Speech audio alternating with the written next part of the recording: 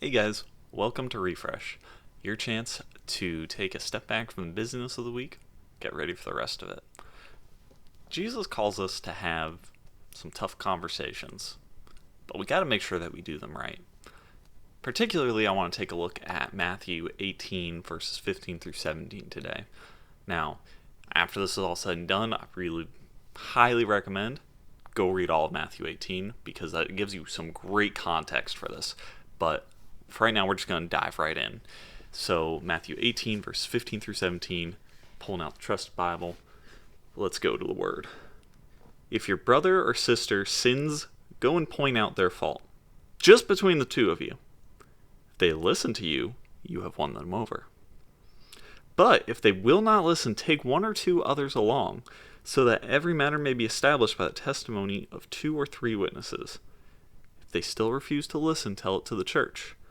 And if they refuse to listen even to the church, treat them as you would a pagan or a tax collector. So right off the bat, this whole section is talking about dealing with sin. Now, everything, we might not necessarily look at everything black and white as sin, but I would really venture to guess most of the issues that we would actually be having problems with other people, usually there is sin someplace down the line. A lot of the time, a common sin that I've been seeing in a lot of our current social cultural conversations is a sin of pride, of saying like I am right, period. Not necessarily, and that could be either side. So we just need to be mindful of that sin and others that can creep into our daily life, especially when called to live a life of humility and love. Let's just be careful as we go about that. So the first part is go talk one-on-one.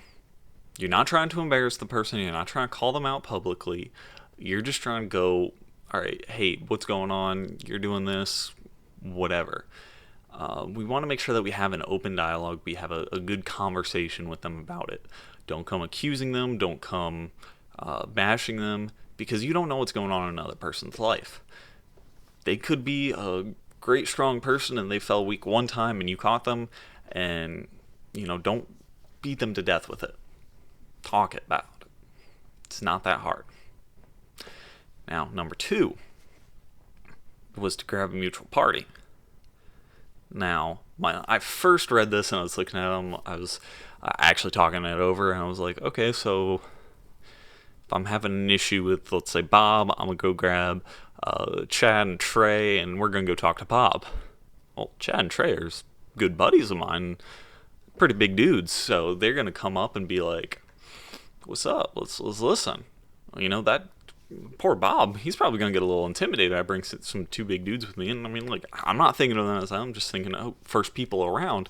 And all of a sudden, I'm like, wait, Jesus probably isn't telling you to go get some, big enforcer-like people to come with you. No, he's probably telling us, go find a mutual party, somebody that you'll both listen to, that you both respect, that can act as that mediator. And again, have that conversation. And maybe that third party will help us understand a different perspective. Maybe we're in the wrong. Maybe they weren't actually sent. Maybe it was just how we perceived something.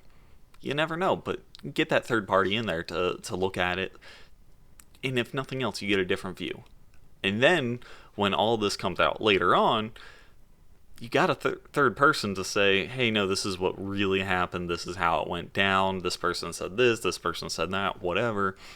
But you got to have that third person to kind of mediate everything. Then if that doesn't work, you're going to go to the church, take it up with the elders, be like, hey, this is what's going on. Let's kind of get a little powwow going.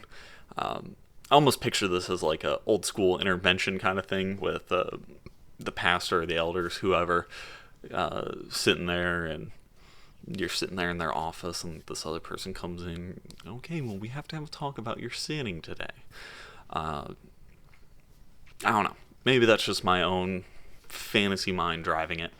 But you get some people of greater authority involved in the conversation.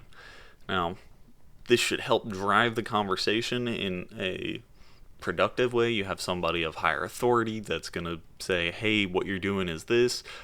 You need to stop. We need to work through it. We need to heal from that. We need to get you back to a place of wholeness. And that's, these are good things. And if none of this works and the person's like, well, you know what? I really like my sin. I must stay in it. Which, that does happen. It says, I want to make sure I get it right. Treat them as you would a pagan or a tax collector. Now, we see Jesus having dinner with tax collectors, talking with all sorts of people. But the average person would probably more likely have just kind of given the tax collectors and the pagans cold shoulders. They probably would have passed them by and just been like, all right, whatever. So it's calling yourself to distance yourself from them, because if they are stuck in their sin, they want to embrace it and live that lifestyle, you don't want to get pulled into that as well. Now, I know that can be really hard, especially when it's with a really good friend. Sometimes it's finding the times that, okay, well, you're not participating in the sin now, like we can hang out, we can do whatever. Sometimes there's a very fine line of, I've grown up to the point that I'm it's not that I'm better than you, I'm just better than that. And that might be something that you look back and say, hey, I used to do that, like, I'm better than that now. That other person might not be at your point of growth yet. But having these conversations in the first place to try to get them to grow as well, it's a good thing. And yeah, we got to know ourselves when our limits are to pull ourselves back. Now, I would propose to you that realistically, if you do it right, you only really need the first part of this. When I worked for Group Mission Trip, we had a saying of fearless conversations. And that just meant, hey, we're going to talk about this. We're going to be very open. I don't know what's going on, but let's get this cleared out as well as we can. Because when we go into a conversation, we're fearful and we're like, man, I really hope this person doesn't hate me afterwards, but I really gotta say this.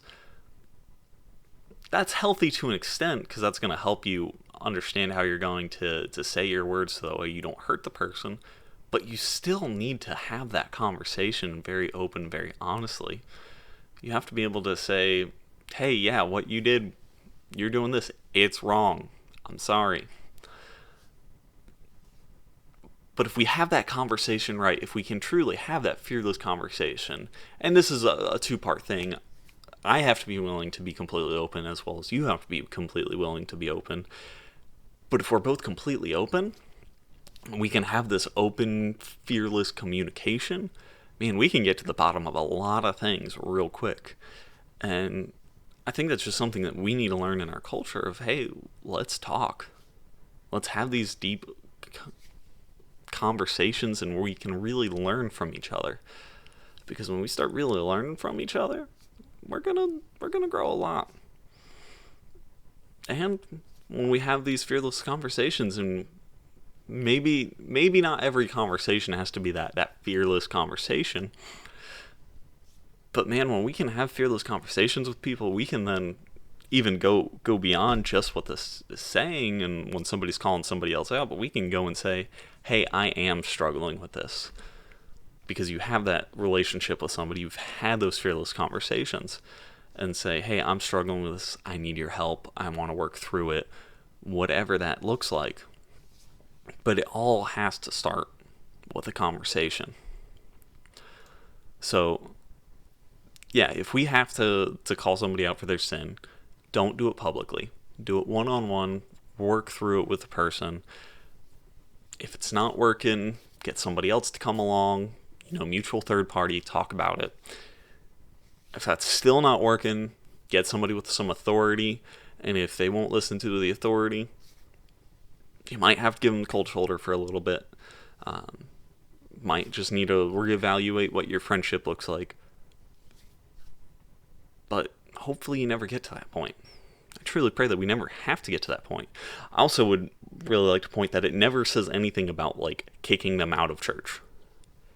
It does not say that. It just says you might need to give them a cold shoulder. You might need to kind of distance, but it doesn't say, hey, they sinned. You caught them sinning once or twice. Now they're out. No, we're all sinners. We're all in need of God's grace. Thank God for His grace, and that He gives it so freely. And I think it's because of that grace that we really need to be able to have conversations with people. Fearless conversations should be full of grace. Yeah, let's have these conversations that Jesus is calling us to. And let's be prayerful about the conversations that He wants us to have. As we kind of end tonight, yeah, about that time, just challenge you, what kind of conversations are you needing to have with somebody, and are you too afraid to have them? Have you already had your first conversation? Are you just not sure who to get for your second set? I don't know where you're at in it. Heck, maybe you and your friends have worked through all of this and you're still not quite sure and you need the authority. Heck, hopefully you aren't even in one of these cycles at all. That's really the hope and dream. But if you are you in this cycle someplace? What do you need to do for your next step?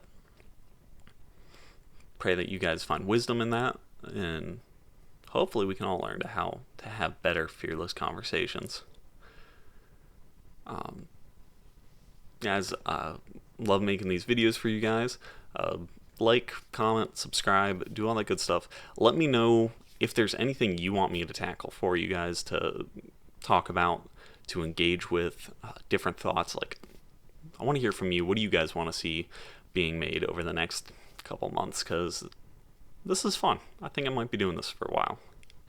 All right, I love you guys, and I will catch you next week. Peace.